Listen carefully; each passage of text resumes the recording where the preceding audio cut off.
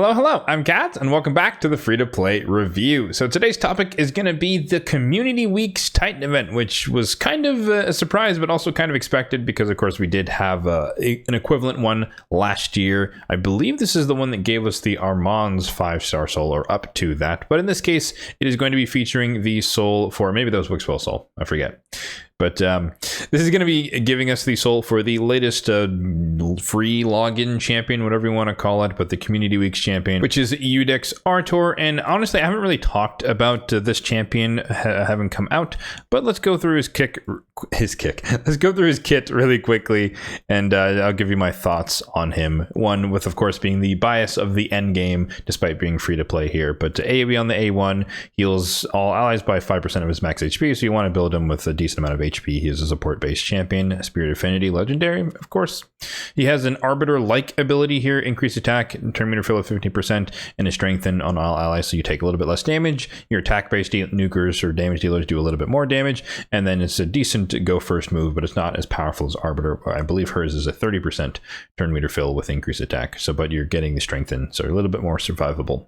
And then on the A3, pretty decent revive. I mean, it's a single target revive, but the target or the ally that is revived will target the enemy with the lowest HP with their default skill, so that could be pretty useful. You bring a nuker back, they A1 their enemy nuker, and then they end up killing them, so he could be pretty useful in a lot of arena contexts. And then we have the passive here, which synergizes with his revive, where if the ally revived ends up killing the target that they target with their default skill, then it resets the cooldown of the revive, so we could do it again with someone else on your team. Granted, this is on a 3-turn cooldown when booked. And then we end with an aura speed in arena battles by 25%. So overall, including the base stats, almost 20,000 HP, decent amount of defense, decent speed. He's definitely built like a support unit. I give him like a B plus, B minus somewhere, or just a B, maybe just a B flat.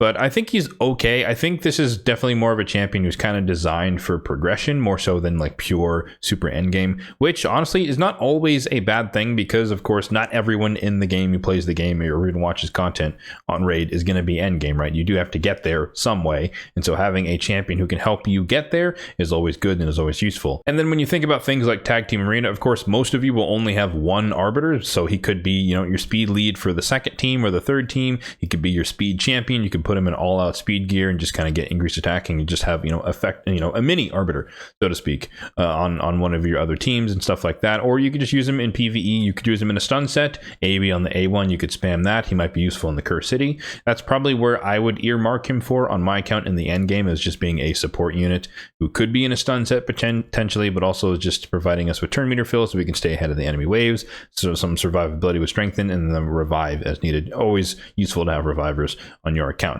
Now, it does so happen that Sacred Order is notorious for having a really, really strong amount of supports, which does include a decent amount of revivers. So, like, if you work hard enough, you get Maud. I'm nowhere near her. But Lady Noelle was a fusion from last year. AoE Revive, Void Legendary, of course. And then even then, if you come down here, we got Godseeker Neri, one of the best epic revivers, Cardinal as well. So you're probably not hurting for revival in the Sacred Order in terms of like faction wars and whatnot. But again, just having another champion in your arsenal is not always a bad thing. And not every champion that comes out needs to be super duper endgame arena, live arena-esque champions. So with all that said, that brings us back to the Community Week's Titan event, where basically a lot of what this Titan event offers is relative to how you perceive the usefulness of Artor for your account. For starters, we have the pretty standard layout with the 1, 2, 3, 4, and 5 milestone sets, and thankfully this time they are in split soul format, so it's not an all or nothing thing. You can stop anywhere along the way that you would prefer if you don't want to go all the way out to the 5-star split soul. And I guess I might as well dive into the pros while we're here, because we just mentioned one of them, which is the split soul format. Another pro is that it goes all the way up to a 5-star. Sometimes they stop at 4-star depending on the champion, but 5-star is the more useful milestone to stop at, just because that unlocks a bunch of extra accuracy and resistance. In this case, you could see by his kit, he doesn't really require any accuracy. However, my personal preference when it comes to a reviver champion, I tend to build them with resistance, because they can't do their job if they're stunned or provoked or CC'd in some way. So depends on where you need them. If it's just like normal mode faction wars, then you only need like 350 resistance, and getting the 5-star, getting the extra 75 attached to that is just going to make it a lot easier for you to build them, like the support, healing, reviving unit. One big thing to highlight here is that the final milestone is at 1500 points, but one of the other pros is that there is a buffer of 250 points, meaning that through all of the events and tournaments associated with the Community Weeks Titan event, there will be 250 points of excess that you can bleed into to skip certain events here and there, depending on what you don't want to do or do and don't want to do. And then lastly, one of the more underrated things is you have fairly easy access, relatively speaking, to a legendary tome here, which is below the 4-star. So a lot of people end up stopping at milestone 4 just because you get to skip 17 or 750 points across all the events and tournaments, which typically coincides with like the shard pull events. You can just skip all those, do the rest, and that should put you in the neighborhood of milestone 4. But you can walk away with just doing turn attacks and dungeon divers and gear enhancements and all that stuff,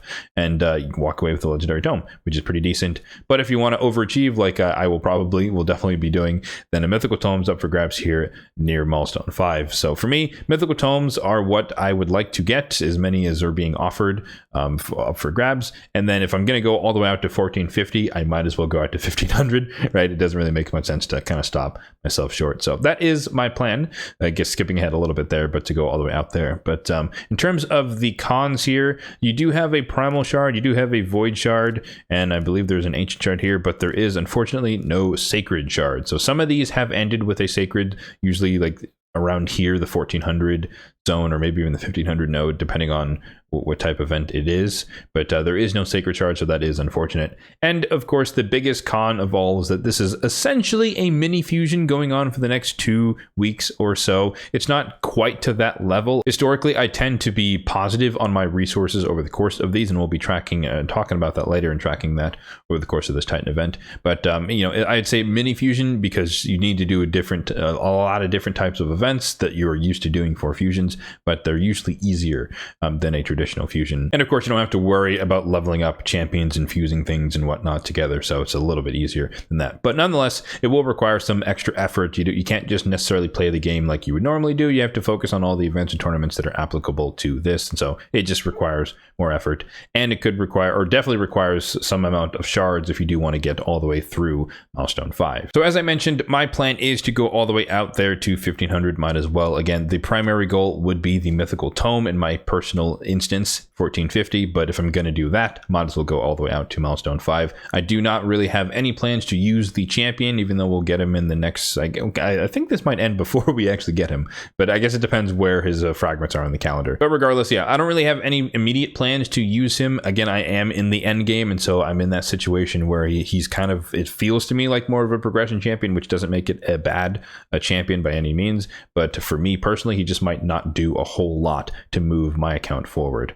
And then in terms of my supply count, which we'll take stock of here at the beginning of the Titan event, let's benchmark it at 149 million, and then let's call this 5,100 on the gems. And the reason I like to do this is because at the end of the Titan event, I will make a post on my community tab page summarizing the deltas in my supplies in terms of silver, gems, as well as shards, just so it highlights how much it actually cost me being in the end game, of course, but still just being a player in the game, free-to-play player, how much it actually cost me in terms of resources to go all the way out there through milestone 5. In terms of a formal recommendation, I do think, like I said, most people will opt to stop at milestone 4. That's kind of like a average target. Again, you'd walk away with a legendary tome. You'd also get an immortal soulstone. You get a void shard along the way, and 4-star is not as good as 5-star, of course, but it is decent. You get the survivability stats, the HP and the defense will benefit him in particular. And the main benefit of stopping at milestone 4 is, once again, that you get to skip 750 points across all the events and tournaments, which typically do coincide with a lot of these summoning events, champion chase and summon rush and stuff like that. But if you wanted to be like super casual with it and just kind of participate here and there in some of the events, then milestone 3 isn't bad either. Again, this is the defense tier as far as the blessing is concerned, and you're still going to walk away with a decent amount of goodies. And at this point, you're probably you'd be able to skip dungeon divers, a lot of them, gear enhancement, and maybe just do a couple of turn attacks here and there, and then that's pretty much going to get you to 600 points. And then if you're an overachiever like myself, milestone 5 is definitely worth it, but you are going to need to be prepared with a decent amount of resources in terms of silver, gems, energy, and whatnot, as well as some shards for some of the upcoming shard events. So yeah, that's going to do it for the free-to-play review of the community Community Week's Titan event for 2025. Let me know in the comment section down below where you plan to stop milestone 2, 3, 4, or 5 relative to this particular thing. Are you interested in the champion Artur himself? Are you kind of more endgame like me, where he's not really going to do a whole lot for me? Or are you more in the progression stage and you do think that he's going to be the thing that you need right now to help you out either in Tag Team Arena or just as a double speed booster champion for or Classic Arena? As always, if you did find this video helpful, then be sure to hit that like button down below. It really does help out the channel. And feel free to hit that subscribe button down below as well if you're enjoying the content overall on this channel for more content just like this one in the future. Thanks for watching and have a good one.